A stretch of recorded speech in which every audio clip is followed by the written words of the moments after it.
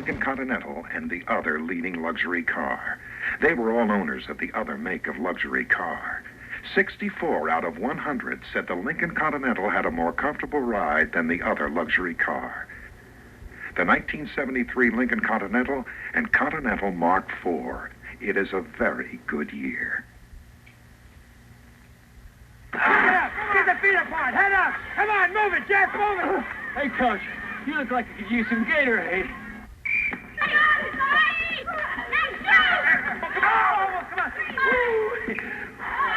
All right, men. You all look like you could use some Gatorade.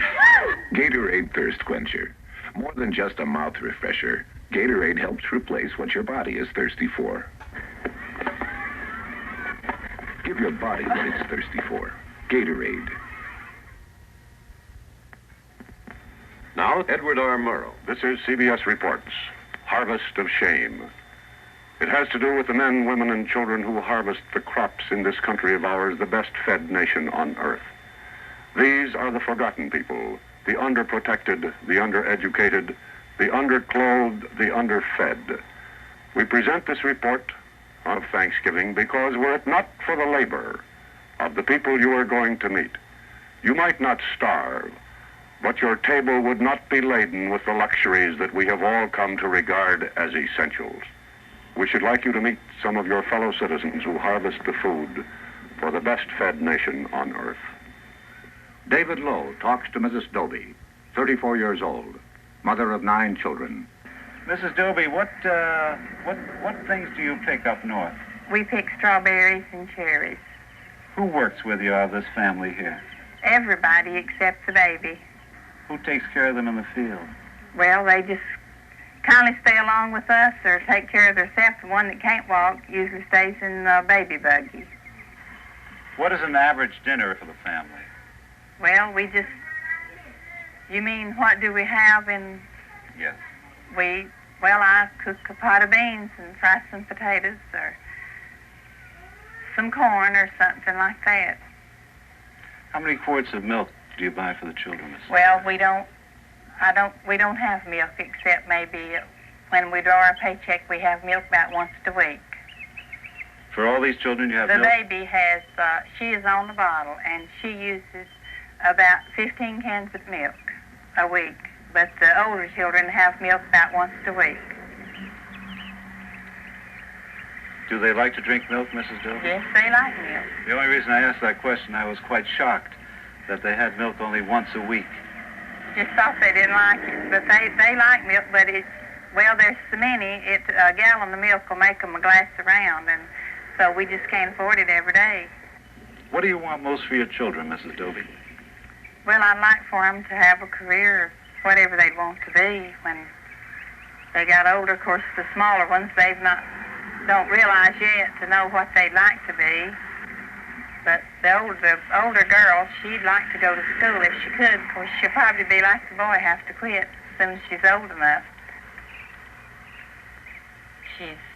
She really likes to go to school, but she had to miss last week because she had to keep the baby for me to work. Mrs. Doby, wouldn't you ever care to have a house of your own? I'd like to have a house if we plan to buy one. If we could ever get enough to pay down on one, we'd buy one. Do you think this will ever happen? Well, it don't seem like it. This is Belglade, Florida, where the Exodus has its beginning every year.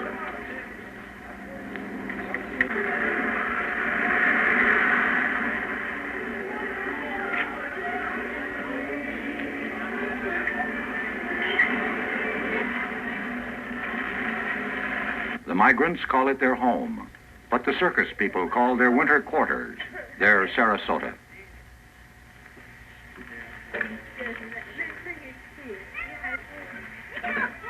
From towns like this throughout Florida and throughout the South, the 2 to 3 millions move out on their annual migration, which ends in late November.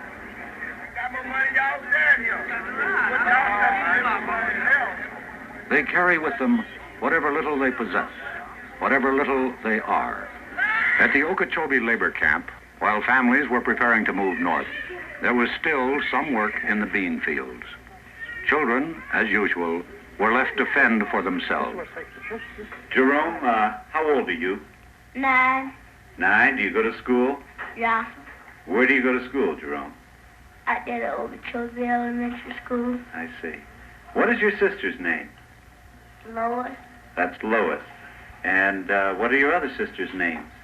Catherine, and Beulah. Catherine and Beulah. What happened to your foot, Jerome? Drove a nail in out there by the wash house. So you drove a nail in out by the wash house. What did your mother do for that? She put some alcohol on it Where do you sleep, Jerome? in his bed. You have this big bed? Yeah. What happened? How did you get that hole in that bed there, Jerome? Rat, The what? rat. Now, Jerome, you are taking care of Kathy, of Beulah, and Lois. Yeah. Now, are you going to give them lunch today? Yeah. What are you going to feed them? I don't know. Do you have any food here to give them? Yeah. I see. What time does your mother come home? I don't know. The following day, Aline King, the mother of Jerome, Kathy, Lois, and Beulah, again was picking beans. Aileen King, I saw your children yesterday at the Okeechobee camp. Why didn't you put them in the nursery? Don't make enough to pay for it. How much does it cost to put them in? 85 cents. 85 cents. That's right.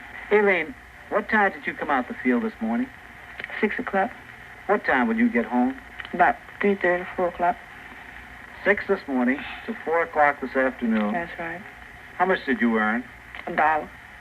$1? That's right. $1. Is that because the beans were of poor quality? That's right. Has this happened before? That's right. How much will your food cost you today? About $2. Aileen, how old are you? 29. How many children do you have? 14. How old were you when you first started working in the fields? 8. You've been working 21 years in the field? That's right. Aileen, do you ever think you'll be able to get out of this kind of work? No. All the migrants travel fourth class. If there is a privileged class, they ride in their own jalopy, in the best Jode family tradition.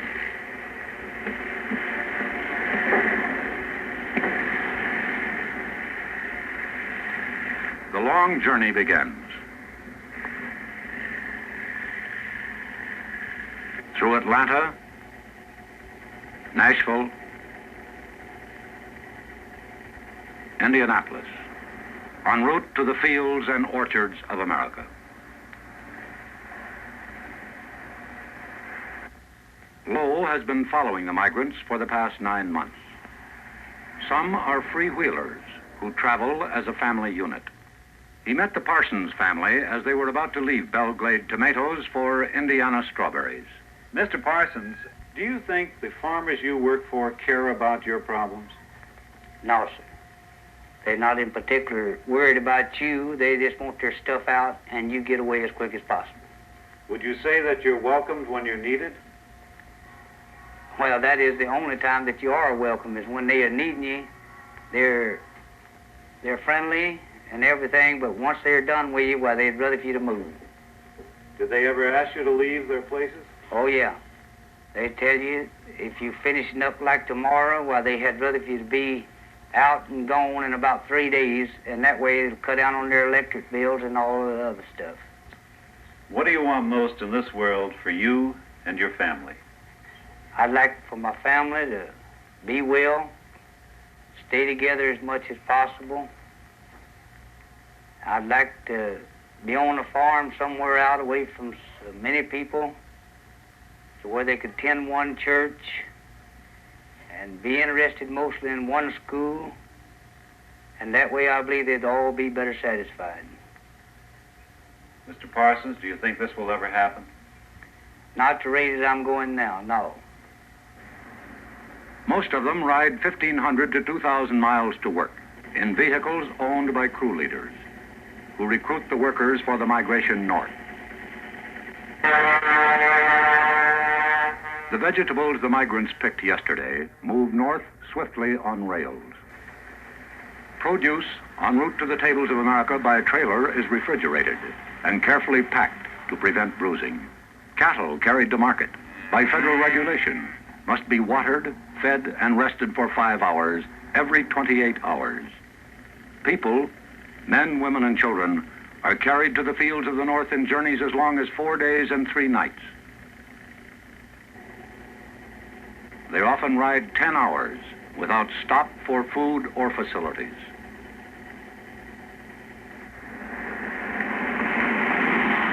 The first stop is normally at Yulee, Florida, 1 mile from the Georgia border, a checkpoint for farm labor leaving the state. Okay.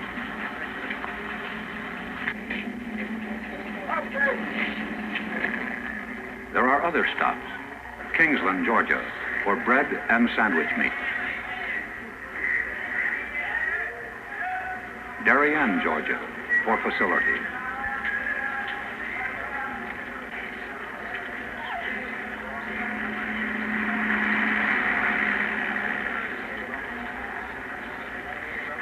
A roadside stop en route in South Carolina.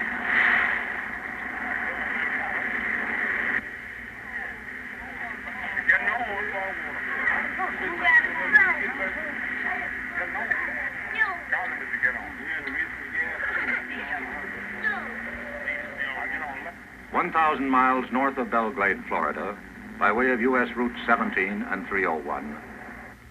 Through Jacksonville, Savannah, Charleston, Wilmington, and New Bern is Elizabeth City, North Carolina, a bean stop, good for 6 weeks' work. This camp was home for 40 days for the families of Tom Lockett's crew, now 30 hours out of Belgrade. Miss Blakely, how many years have you been working in agriculture, in the fields? Practically all of my life. I haven't did no other work much but in the field all of my life. I raised all my kids working in the field. I noticed that there's some straw over there. What is that for? Well, that was the straw they brought for the people to sleep on. Well, weren't mattresses supplied here? They used to be, but they ain't now. Mrs. Blakely, where is the water supply over here? That's it right now. For how many people? For this and that over yonder, they all use the same. And how many bathrooms are there here? Now. Where do you use the bathroom? Where are the facilities? Don't have one. We use our tin tubes.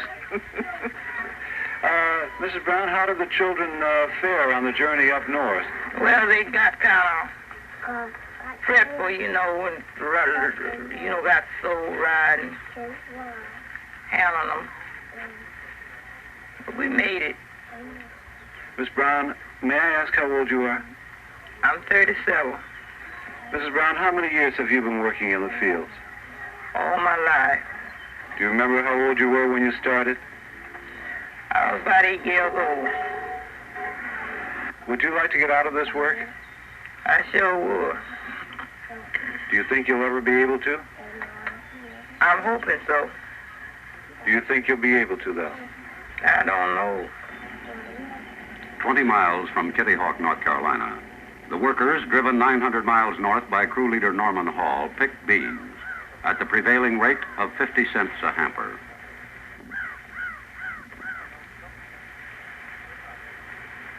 Lunch is not a picnic, whether brought from the labor camp or purchased at the open-air kitchen, or in a bottle heated by the rays of the sun. In a survey in 21 states conducted by the National Council of Churches, the migrants themselves listed the evils of labor camp life. Bad housing, flies, mosquitoes, dirty beds and mattresses, unsanitary toilets, and lack of hot water for bathing. One employer of hundreds of migrant laborers was asked, are they happy people? Well, I guess they got a little gypsy in their blood. They just like it. A lot of them wouldn't do anything else. A lot of them don't know any different. That's all they want to do. They love it. They love to go from place to place. They don't have a worry in the world. They're happier than we are. Today, they eat. Tomorrow, they don't worry about. They're the happiest race of people on earth. Mr. Jones, do you think that the migratory laborer makes a living wage? they make a poor living. In other words, sometimes it's just like the farmer. Sometimes when things are good, when the yields are good and they can make good money, they make a good living. But take year in and year out from different seasons, different sections of the country, I'd say no, they make a poor living. CBS reports Harvest of Shame will continue. To some people on this block, this won't be a beautiful day. All it'll bring is the sneezing and sniffling of hay fever. Some will take aspirin.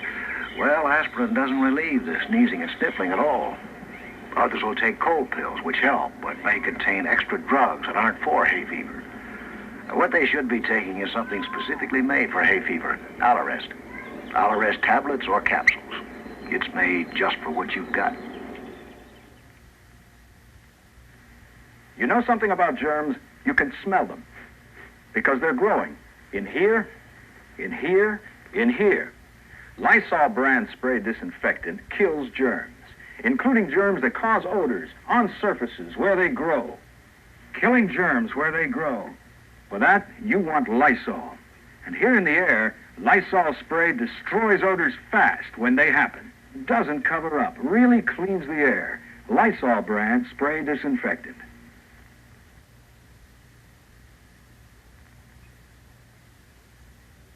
Your tomorrow will be brighter than today when Hughes Rudd and Sally Quinn give the morning news a new look starting 1 week from tomorrow on CBS. Mrs. O'Hanlon, we'd like you to diaper Kara on TV. Sure. Which diaper would you rather have next to Kara's skin? This one over here. Feels softer. And she always has to have a diaper on, so might as well be the softest. Could you just lift this end of the diaper so we can see what it says? Ivory Snow. And the other one? Detergent. Ivory Snow washes diapers softer than any detergent. How do you feel about the test having gone through it? I guess I'll believe TV more. Talk back to the news Wednesday at 7:30 on Boston 7 The News Center. Today, Jeanette Sears' hair will be blown, tousled, and looked at a lot. So she uses VO5 shampoo for hair that's rainwater fresh, rainwater clean. Then VO5 hairspray to hold her hair. Keep it looking good all day.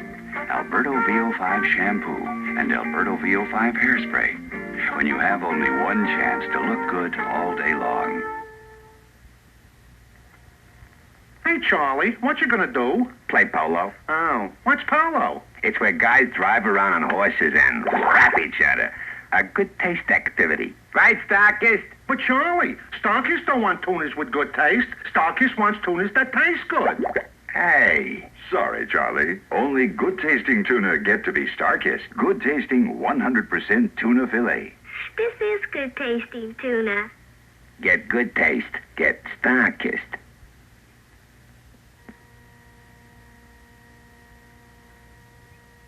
Every year, as predictable as the seasons, there are accidents resulting in death and serious injury to these laborers. On June 6, 1957, at the intersection of U.S. Route 301 and State Highway 102, 9 miles from Fayetteville, North Carolina, 21 migrants were killed, 17 males, 3 females, and a baby boy. The police report stated one of the causes of the high loss of life was the packaging of the occupants of the truck. Today, only 6 states have laws providing for the safe transportation of migrants within their borders. The state of North Carolina is not one of the 6. Secretary of Labor Mitchell. Hardly a year goes by that we don't read in the paper of some very serious accident where sometimes a dozen or more people have been killed purely because there is no interstate standard with regard to safety. Another complication of the migrant stream is the constant flow of foreign workers into the available pool of domestic workers. Hundreds of thousands of Mexican braceros and thousands of offshore laborers from the Caribbean area, hired by contract, depress the wage scale of the domestic migrant. This controversy is most bitter on the West Coast. Joseph Woods, a Marine combat veteran of the Pacific, competes against the braceros. Lowe talked to the Woods family under a tree, which was their home in California. Mr. Woods, how did you happen to pick this spot to camp? Well, someone told us about it, and they said it was all right to camp here. Where do you get your water supply? We go to town after it. And how do you bring it back here? In can. We have a 10-gallon can. What do you use for sanitary facilities, Mr. Woods? Well, just get by the best we can. How many days will you have to be picking cherries in order to find enough money to move into a house, Mr. Well, Woods? probably quite a few. They usually want a month's rent in advance, so by the time the cherries are over here, we'll be moving somewhere else anyway. Mrs. Wood, tell me about the children. Do they go out in the orchards and work with you when you work? Well, we have taken them out sometimes, but they're a little too small to work. Who takes care of them here? My father stays here and takes care of them usually. Do you think that you'll ever make enough money picking fruit, Mr. Woods, in order to get settled down in one place and have a home of your own? I don't think so. Throughout the United States, there are others, like the Woods family, who are not able to enjoy the luxury of living in a labor camp. In New Jersey, a few miles from Princeton, is this labor camp. There are 2 water taps and 2 outhouses.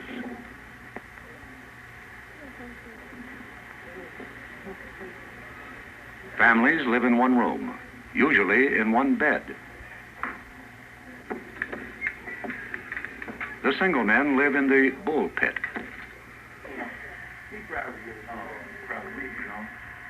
Their space, 1 bunk.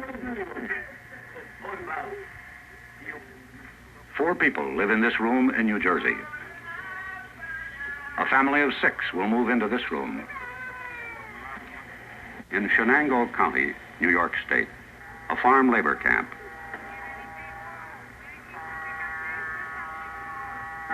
The ultimate goal of Ed King's crew, 1,257 miles from Belglade.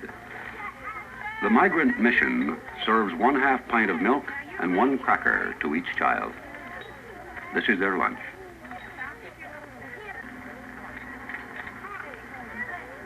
Their parents eat lunch in the field, sometimes 75 miles away. This is the living space of Eileen King and her 5 children. The room is similar to their winter quarters in Belglade, only smaller. Charles Schumann, president of the American Farm Bureau Federation, says, We're the only group of people that furnish housing for our workers. And we furnish these extra benefits, perquisites. Some sections call it the furnish. And it's almost impossible to calculate the value of these added benefits. At the same time, we don't condone inadequate housing. Mr. Schumann, why does the American Farm Bureau Federation so violently oppose federal legislation?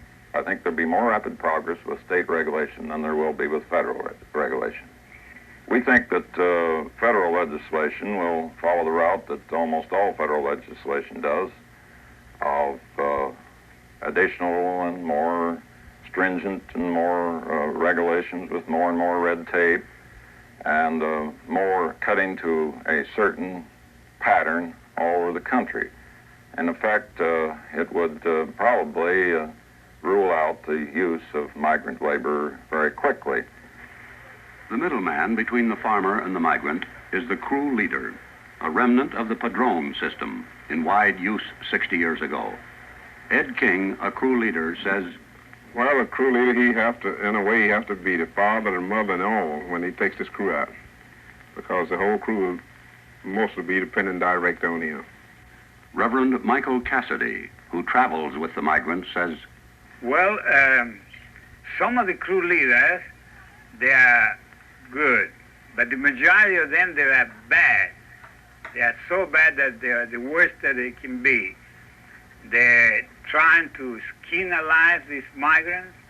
They take every dime they make. They try every scheme is possible.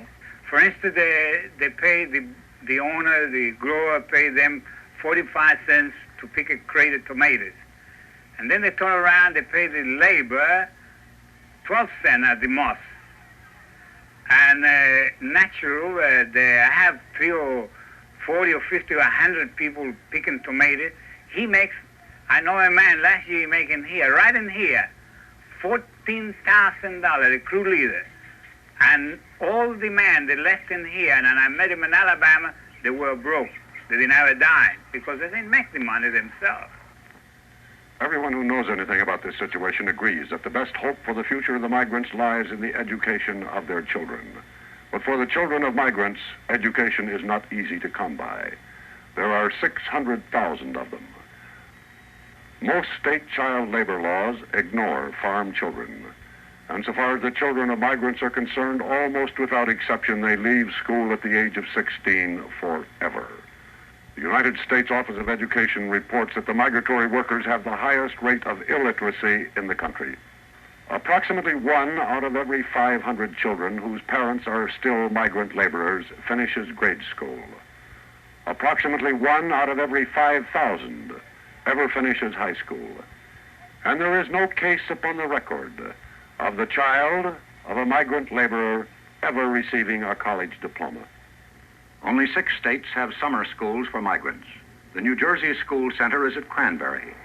Laura, how old are you? 11. 11. What grade are you in? In the 6th. 6th grade. Do you intend to go to high school, Laura? Yeah. What would you like to be? I'd like to be a teacher. What would you like to teach? I like to teach the 5th grade. What do you think about going to school here in Cranberry, New Jersey, Harriet? I like it. Well, good. Would you, do you have any idea what you want to do when you grow up? Be a teacher. Well, good. How old are you, Patricia Ann? 8. What grade? 9. What grade are you in? 4. Do you have any idea what you want to be when you grow up? Yes. What's that? A nurse. Otis, what would you like to do when you grow up? Be a doctor. You want to be a doctor? Yes. What kind of a doctor, do you know? Because I'd rather be a dentist. A dentist? Teeth. Mrs. Christine Shack, their teacher, was asked about her pupils. Mrs. Shack, do your pupils, who are, most of them, children of migrant families, are they anxious to get an education? Terribly anxious, even more so than the child in the normal school year. Do they get any help from their parents as far as schoolwork is concerned? Usually you will find that the parents themselves are not educated. When we go out to enroll the children, oftentimes the parent will make an X and the person interviewing will have to sign it in order to get permission for the child to be enrolled in school. Mrs. Shack, how does this problem affect you personally? I think maybe I feel a bit of responsibility toward these children because I realize that we here in New Jersey reap the benefits of their parents' labor, and the children are suffering because their parents are here doing this. I saw one bright little girl. Her name was Laura Weeks. Will she really have a chance to continue her education? Laura is from a rural area in Florida, and she is from an exceedingly large family. In fact, I believe there are 8 or 9 girls, all girls in the family. They have been coming to New Jersey now for about 3 or 4 years, to my knowledge. Laura is one of my returning pupils. I've seen great progress from year to year in Laura. We've had her for 3 sessions. However, I think because of the family's financial conditions and the size of the family and the fact that she is in a rural area, that she probably will get no farther than upper junior high school or maybe complete high school with luck. What about Harriet Damon? Harriet, too, is from a very large family. There are 9 children in the Damon family. We have 6 of them here in the summer program. She is the oldest of the 9. I doubt seriously that Harriet will have an opportunity to advance her education. One can't help but have compassion for those who find themselves in such a condition. The federal government spends $6.5 million annually protecting migratory wildlife. This year, Congress failed to appropriate $3.5 million to educate migratory children. Senator Harrison Williams, chairman of the Subcommittee on Migratory Labor, was asked if state or federal legislation was the answer. Many aspects can only be successfully dealt with at a national level. For example, wages. We see states in competitive positions. They're reluctant to raise wages through legislation in their state because their farmers are competing with farmers in other states. And we see in education some states who have taken great strides. We can't expect states to do it alone when they know their neighboring state with whom their farmers compete are not doing anything. We know that just about everybody in this country has some federal support for adequate housing through FHA or whatever the program is, except the farm community. And the migrant farmer is the most poorly housed member of our society. Senator Williams, a Democrat, and Secretary of Labor Mitchell, a Republican, have called for legislation which will probably come before the next session of Congress. And only last week, President Eisenhower made the Presidential Committee on Migrants a permanent body. But the real problem is that there are many kinds of farmers and many kinds of crops. The big mechanized grain and dairy farmers use little or no migrant labor. Some of the major canneries do pay fair wages and provide adequate housing. However, it must be stated that most of the fruit and vegetable farmers find it economically impossible to build good housing like this to be used only 6 weeks a year.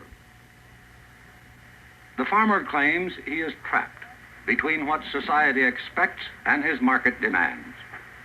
Howard Jones, a grower in Florida, was asked if he knew what his beans, picked that day, would bring in the market. Well, you can't tell from one day to another. Some days you'll go down there and you'll get $5. Now, I've seen them drop to $1.50 the next day. Or one day they'll be $3, and the next day they might be $2, or one day they'll be $2, and the next day they could be $4. Who sets your price?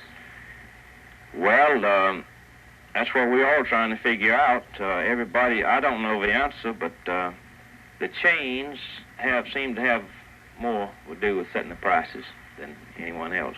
There's too much difference between the price that they're paying the farmers all over the country.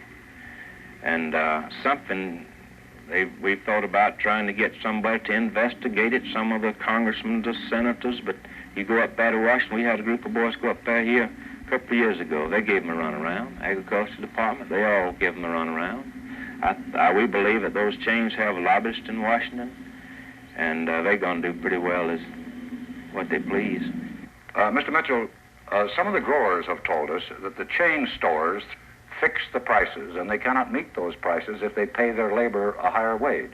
What about that? Well, I wonder if that's a very valid argument. That might be said of many other industries. It might be said, for example, of the garment industry, and I've heard it alleged that retailers dictate to the manufacturer the price they will pay for a garment, and in effect say, you produce the garment at that price no matter what it takes to produce it. However, the garment worker in this country fares very well in terms of standard of living, due in large measure to the efforts of people like Mr. Potofsky and Mr. Dubinsky of the ILGWU and the Amalgamated Clothing Workers and others who have taken what was a very substandard industry not so long ago, 1911, the Great Fire in New York. Today, these workers are thriving members of the community. And the price that my wife pays for a garment today, she gets a much better garment than her mother ever had at a lower price. So this argument that the farmer has to meet the dictation of the chain store leaves me rather cold.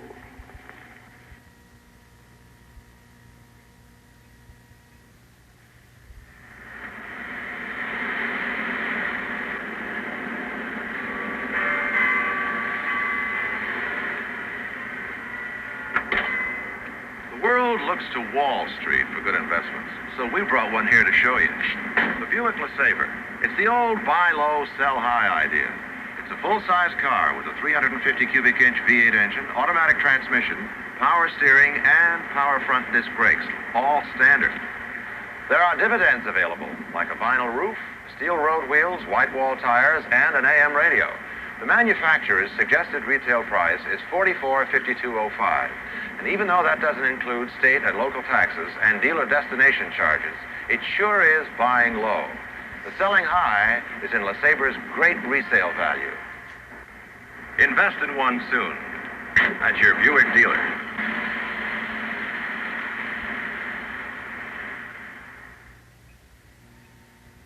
Ted and I just can't seem to get together. So I got this, $40 an ounce. Nice, but don't forget the close-up. I use toothpaste. I'll buy a wig, too. Gail, put your money where your mouth is. Whiter teeth and fresh breath will bring Ted closer. This red stuff will whiten my teeth, makes my teeth their whitest, and has a real mouthwash. Try it. Did you get together last night? Did we ever? Put your money where your mouth is. Buy close-up. Why, Morris, where were you?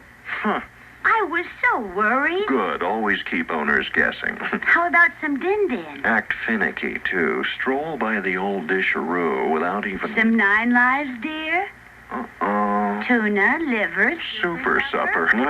Chicken and fish. 9 lives. Nutritious food cats really like. Even Morris. I'll be finicky tomorrow.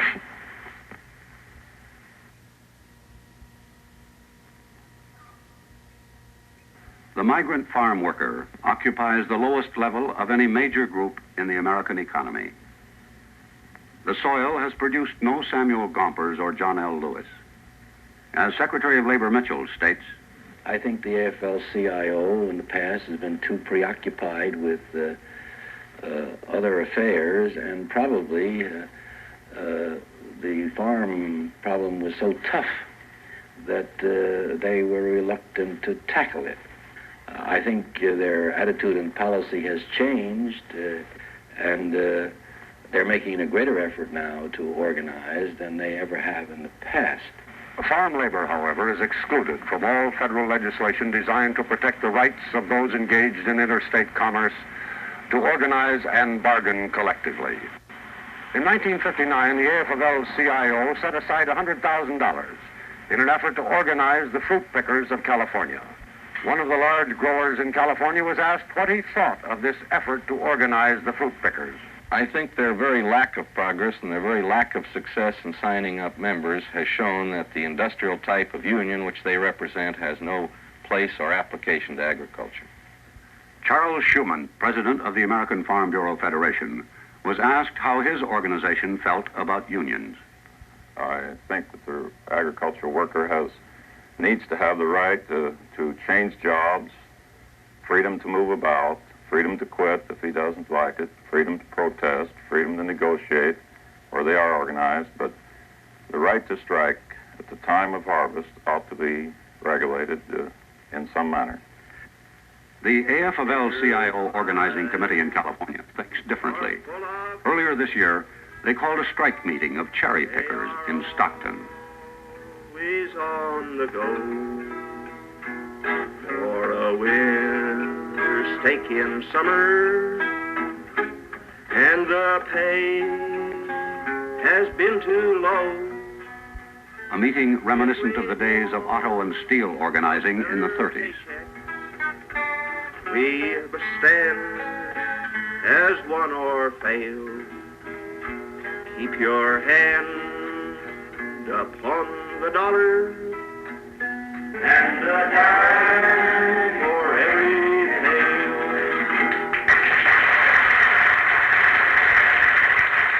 Louis Cranach, an official of the organizing committee. Your negotiating committee met with cherry industry representatives for the first time in the history of agriculture. They set a minimum of 110 per 16-quart bucket for good and average picking. Now, some contractors and growers will try to beat down that minimum price. They'll say that they can't afford to pay 110 a bucket for the big crop, that they're squeezed, that the Chrysler Imperial needs fixing, or Junior's Thunderbird is on the blink. Now, it's up to you and the rest of the pickers. It's your program. It represents united action. Sure, you can get a job, But if you can't live on what you make, what good is the job?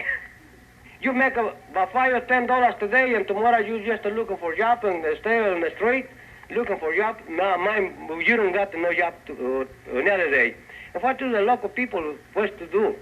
We live anywhere, in a tent, under a shade tree, under a river bridge. We drink water out of a creek or anywhere we can get it. 5 or 6 families drink out of 1 cup, a tin can, or anything else. We're to blame. We tolerate that stuff.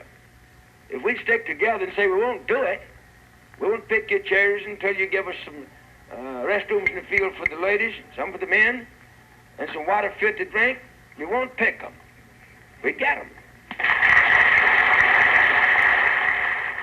The fruits of the earth must be harvested to feed and sustain mankind.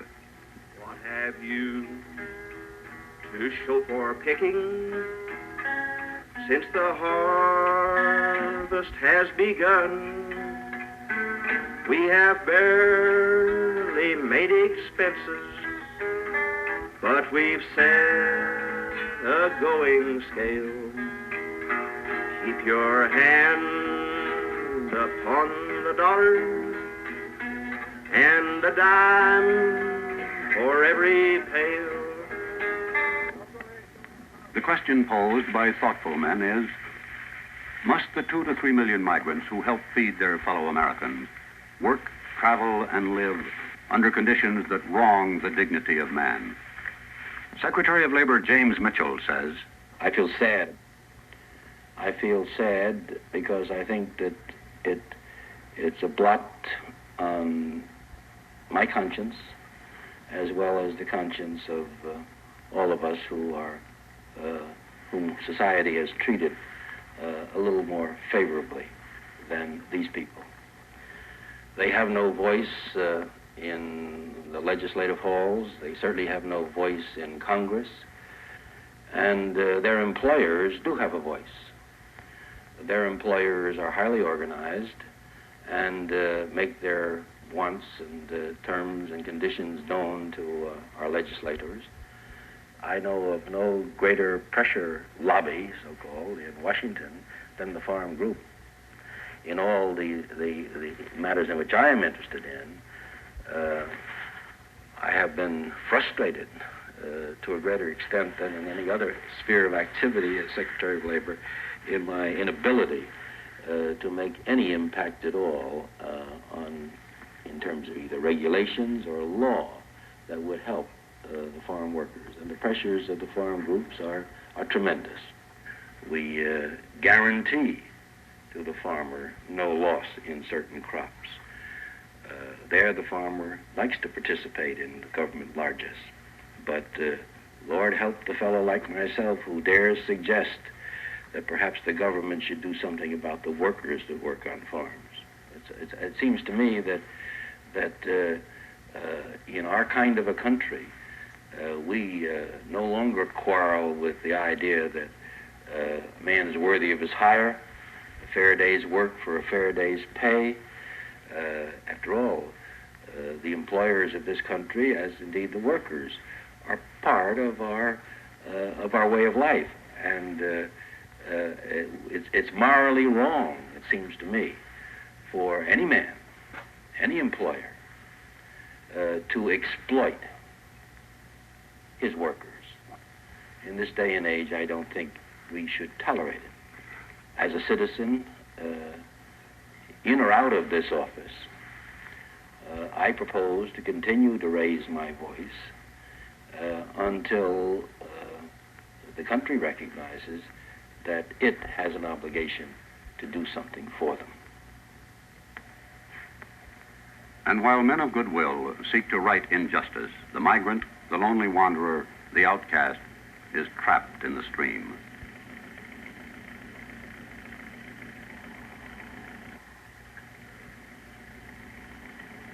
Now it is November. The last of the laborers, in trucks, buses, and cars, approach the southern states to start the cycle all over again.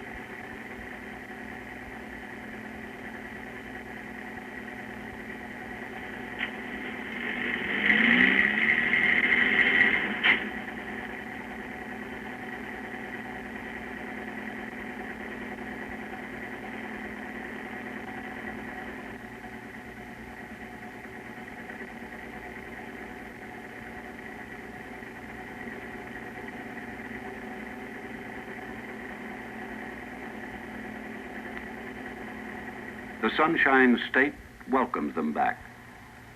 Homestead, Immokalee, Pahokee, Belglade, and hundreds of other communities. This is home. New housing is available.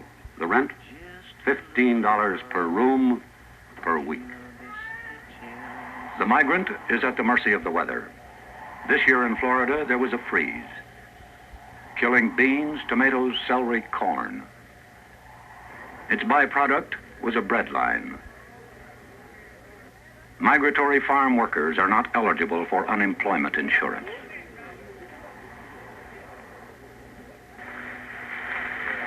This happened in the United States in 1960. A line of humans waiting for a ration of tinned goods, milk and bread.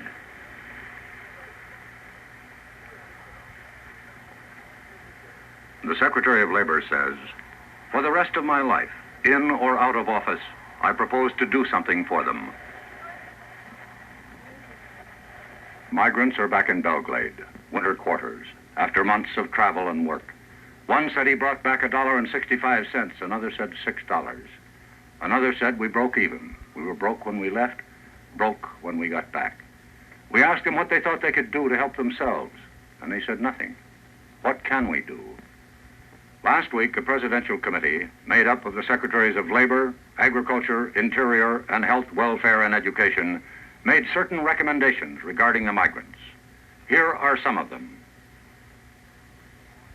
Extend child labor laws to cover agricultural workers.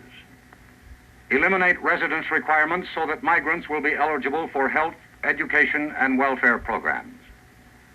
A federal law requiring crew leaders to register, thus protecting migrants from exploitation. Extension of workmen's compensation laws to agriculture. New housing regulations.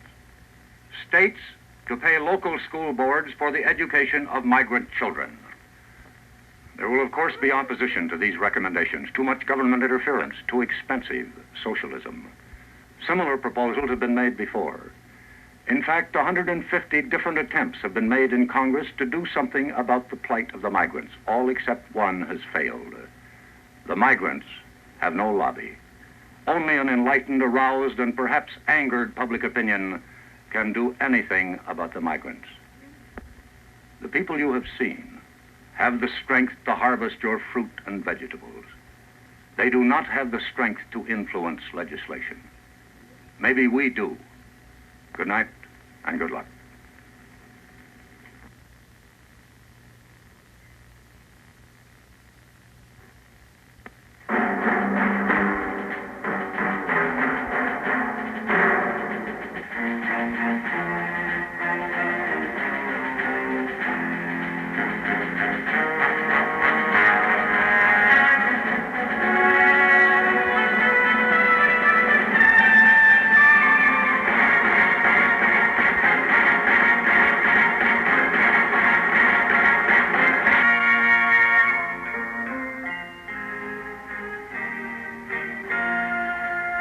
Some people have a deep, abiding respect for the natural beauty that was once this country. And some people don't. People start pollution. People can stop it. Write for Pollution Booklet, Box 1771, Radio City Station, New York.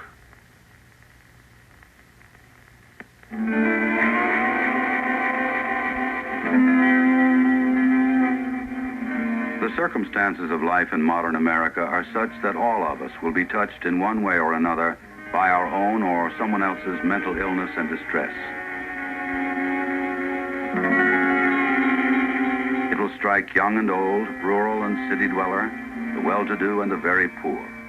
It is estimated that 20 million persons will be overcome at one time or another by the paralyzing impact of alienation, depression, loneliness, hostility. But they are not alone. There are other people who care. Citizen volunteers with mental health associations who work for better hospital care, stimulate the establishment of mental health centers in the community, encourage special programs for disturbed children. And they do make a difference. You too can make a difference. Support your mental health association.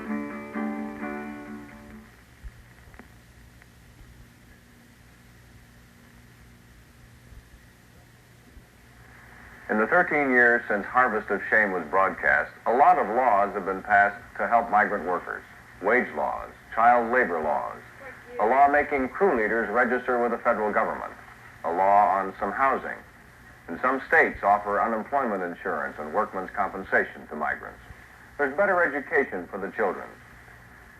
But in 1973, the average migrant worker can expect only 96 days of farm work and to be paid $14.50 a day.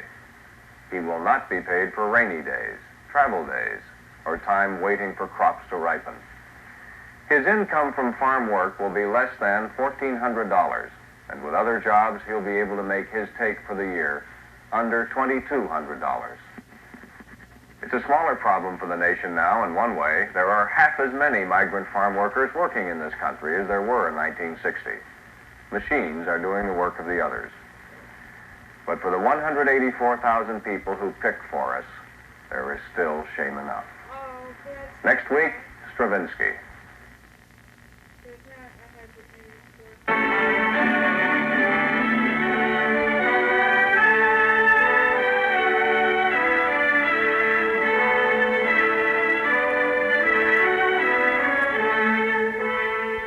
CBS Reports, Harvest of Shame, was filmed and edited by the staff of CBS Reports under the supervision and control of CBS News.